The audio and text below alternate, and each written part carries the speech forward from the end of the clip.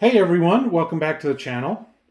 It's almost time for another layout update video, and I realized that there is a portion of the layout that's been a little neglected for a while, and decided that it was a good opportunity to work on some projects for there. Those projects are these two background building kits from Walthers. I was able to snag these from a club member that ended up not using them on his layout, and they will fit perfectly along the backdrop of my yard area and kind of industrial area that I have for the layout. So I'm going to get these built and painted, and we'll bring you along with that. So let me get things readjusted, and we'll be back in just a bit. Okay, for this I'm going to leave the window frames on the sprues, and the reason for that is I plan to paint them just a slightly different color, just so that it isn't exactly, neither building is exactly the same. I'm also going to leave the roof off of it for now, and it will need to be painted as well. I'm not a fan of the light color, so we'll get that painted a different color as well. The reason I'm assembling it the way I am is that's as far out as the building goes. That's really easy to go in and add the windows and the glass after that. So, but having this assembled will be a little easier to paint, in my opinion. We'll find out. I may come back to curse that decision, but we'll see.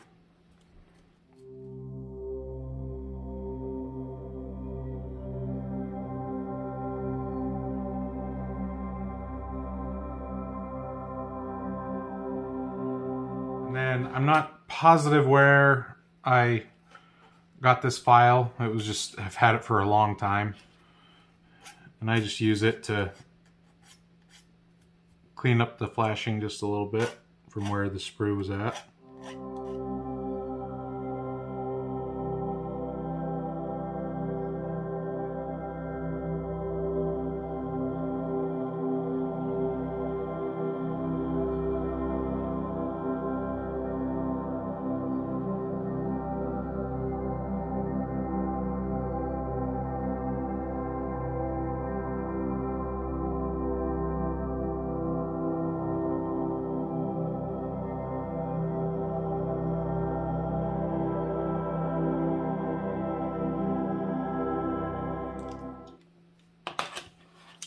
Again, I'm just going to use these angle magnets that I have.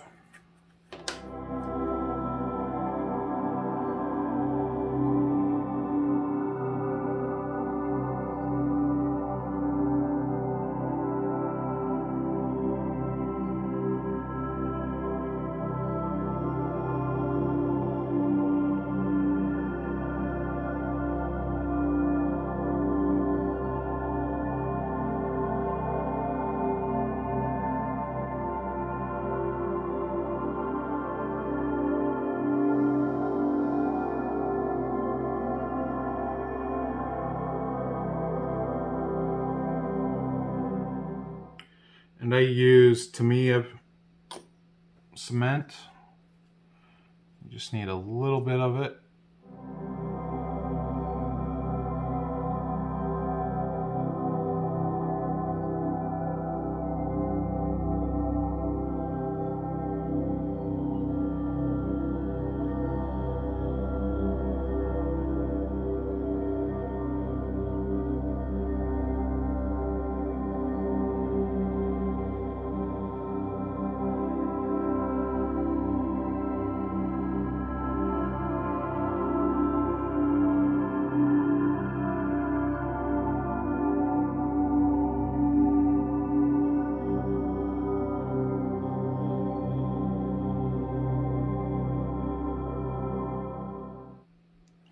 Looks like there's been just a little bit of warping with the age, which is common with the older kits.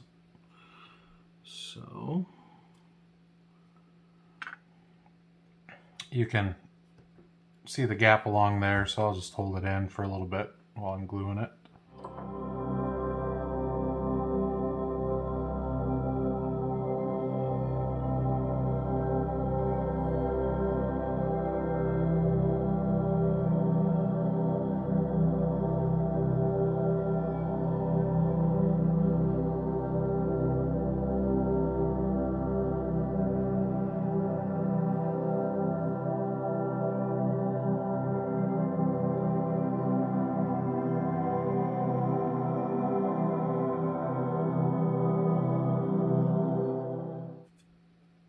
That's that. It's done.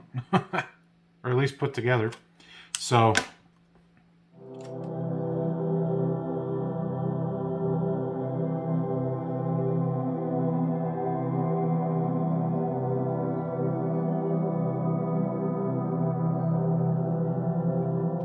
then I think for some added stability, we'll just get the base glued on as well.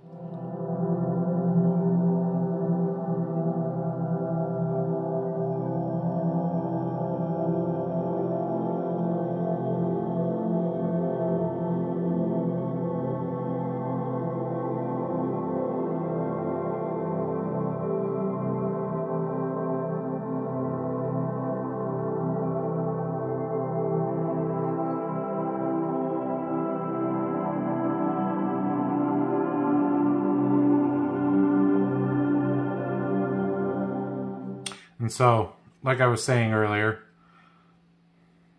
it really is just placing the windows in, you know, the window frames and the windows in at this point.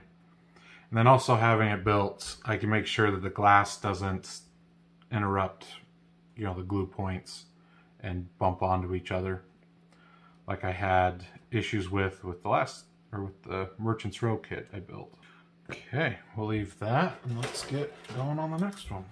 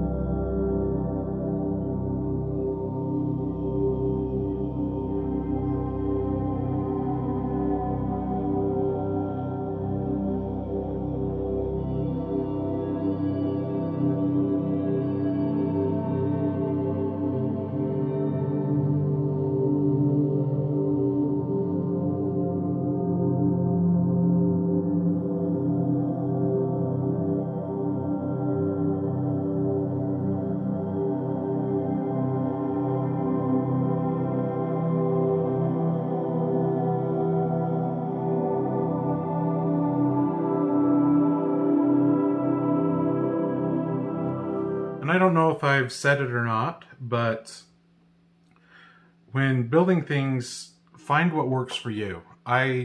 Growing up, I strictly used Testors plastic cement or whatever it was called. Yeah, it's been a long while since I've used it. But one thing that, and it could have been user error, yeah, I'm not discounting that at all. But one thing that I hated was that I'd have to let them sit and dry for, you know, what seemed to my mind, you know, forever. and things would still be moving. They wouldn't be sealed, you know, or glued together. And what would have, you know, in this case, what would take just a few minutes or seconds was taking up to hours. And that's why I say it probably was you know, user error as well. But when I started researching what would be a good glue, again, getting back into the hobby, there were quite a few different comments about the Tamiya stuff. And in all honesty, you know, it's brought the fun back, at least for me, with building kits, because I can really have them built much faster than what I remember being a kid. And it just, like I said, it's nice to be able to build a building, have it done in a couple of minutes, instead of, I mean, take your time on it and make it look good, of course, but it's also nice to know that I can have something built in the span of, you know, 20 minutes or half hour. I'll have to look back on the time and I'll make a comment on it, or a subtitle, whatever. But, you know, going from just a horrific time of trying to get pieces to stay together, remain glued, not fall apart, it's sure nice to have, you know, something that just takes a few minutes to dry and it's ready to go. Essentially, it does take a little bit to cure it, but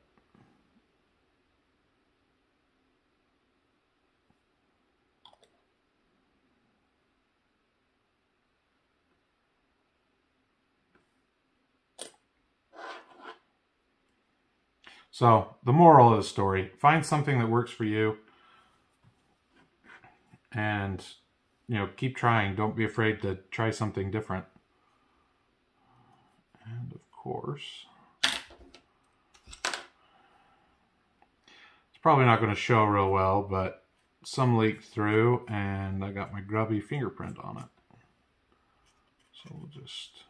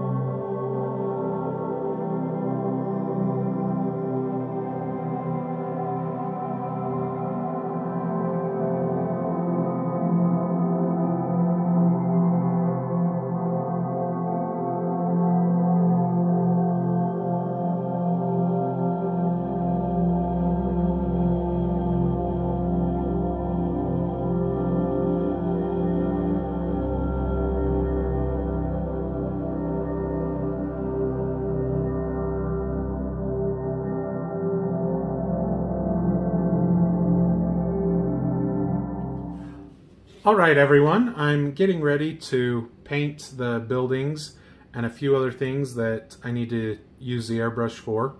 And remembered that somebody had asked me to show my setup of what I'm doing. And figure now would be a good time to do that. What I use is just this kit from Master Airbrush. I found it on Amazon and I think it was about $60. I don't know the exact price because I ended up getting this as a Christmas present, or not Christmas, a birthday present from my sister and one of my brothers.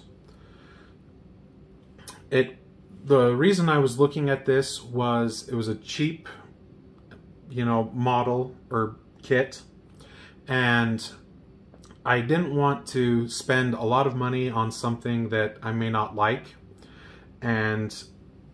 but also wanted something that would work really well. And for that fact, I did get a dual action airbrush with it, and knew that if I liked it, I could upgrade the compressor. However, this kit has been really well. I've been really impressed with it, and will probably just stick with it until the compressor gives out. I know that I should have a moisture trap on the airline, but financially that's just not in the cards right now, even though it's cheap. This has been working, so I'm sticking with it. To clean it, I will fill the paint cup on it with distilled water and just spray it in this little container that I had laying around. I don't even remember where I got it, until it's just water going through the airbrush. Then I'll take the isopropyl alcohol and we'll run a cup or two through it. I try to stick with 90%, but I couldn't find any the last time I was shopping for it and had to stick with 70.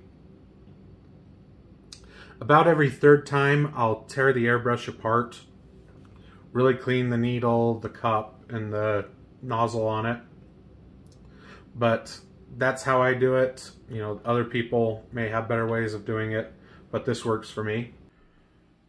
All right, here are the two buildings. I've got both of them painted, at least the flat stonework, and have pulled the masking off of the right one just to kind of show what it looks like after it's been unmasked. I'm going to get the left building unmasked as well, and then re-mask around where the brick is at so I can get that painted. And we'll go from there, and I'll be back in just a bit. All right, everyone. I have the two buildings painted completely now. I went with, of course, my green-gray that, I don't know why, I just like that color for kind of flat concrete areas. I then went and used this new color that I got that was dirt. It's train color from Vallejo. I hadn't seen it before at the local hobby shop when I went there, and decided to hand brush the brickwork, and I'm glad I did that. It gives a little more variation and color to the brick from where some of the paint was heavier and some of it was lighter, and I'm happy I did that. I'm hoping to get, or what I've been working on tonight is getting the paint scraped away from the window frame areas and actually going through and painting the window frames themselves. I just took a rust color and kind of just spritzed it on there randomly. Some heavier, like on this one on the right side, some lighter like on the left side. And I've just been randomly choosing which ones I want and putting them in that I think look good. I wanted just a little bit of a color variation, and that rust color looked pretty good when I tested it out. The other thing I need to do is go through and do some touch-up paint work. This is the most obvious one from where I accidentally scraped it off with my fingernail when I was taking the masking off. But I want to get all of this glued in, at least the window frames, and that way I can get a dull coat on it tonight, and then tomorrow get the glass in and get them placed on the layout so that I can get this video out on Thursday. Today's Tuesday. And then hopefully on next week, it will be a layout update with some of the things that I've done in the past couple months, and hopefully these will be in there. So I'll get back busy with getting the window frames glued in, and then we'll go from there. All right, last update for the night before I call it quits, and I do think that I will meet kind of my self-imposed deadline of getting these built by the end of tomorrow. I did go through and paint these roof vents. I, for some reason, wanted them to be pretty rusted out, just about ready to need to be replaced. I don't know why, but just did that. Used a mixture of a couple of different colors, and then also went over with a few different spots. You can see it just a little bit. It's easier in this top one. And added, I guess on both top ones, some of a rust color to just add a little bit more than just a base brown. I then also noticed that there was a piece that goes above the doors, and then the doors themselves, I got those painted. As you can see, there are a lot of extra parts with these kits. Whole nother set of roof vents, bunch of doors that aren't being used. And then on top of that, all of these windows. So I'm pretty excited about that. Give some scratch build opportunities down the road when I get to that. The other thing on the buildings themselves, I got the roofs put onto them. I then got this extra awning roof, I don't know what exactly it's called, that sits over the door. I got that put in and painted. I just used the green gray as well as the rest of the flat color. You can sort of see it on some of the windows, but I also went and dry brushed some of the light rust onto them. Doesn't want to really pick up on that door, but I also put it, or painted the doors. You can kind of see it in this view, but I did also add some of that light rust to the window frames as well, just to give it a little bit of variety. That way you may not really notice it when it's down on the layout, as I can't really notice it in the camera, but it just gives it a little bit of a different color to it instead of just the black of the plastic. So it does look like I will meet my self-imposed deadline of getting these finished up tomorrow. I just need to add the roof vents, the glass, and the doors.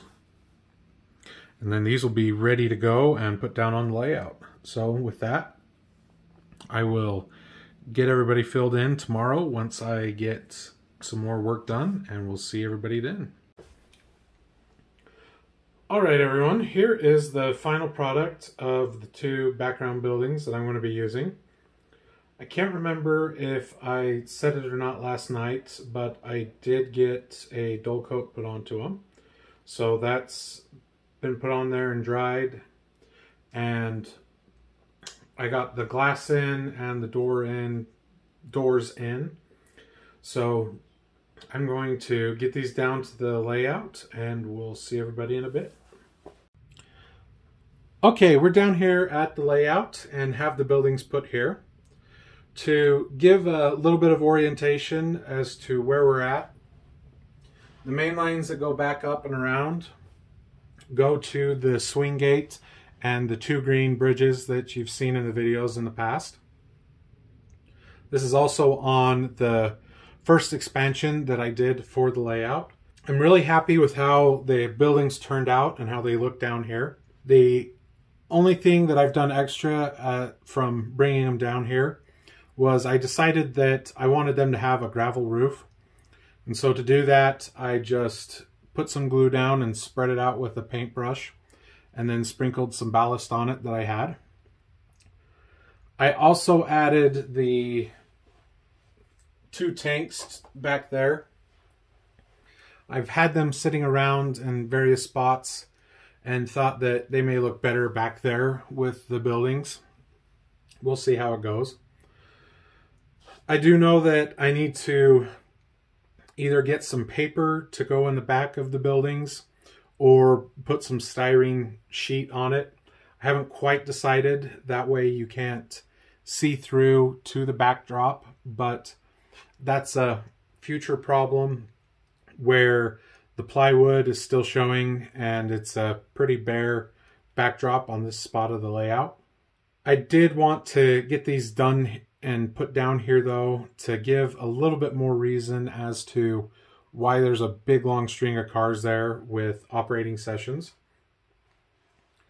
The one thing that I am toying with, that as I've kind of gone back and forth with it, I do think that I will move this building down here and have it somewhat hidden by the furniture plant, just to give it a little more depth to the scene.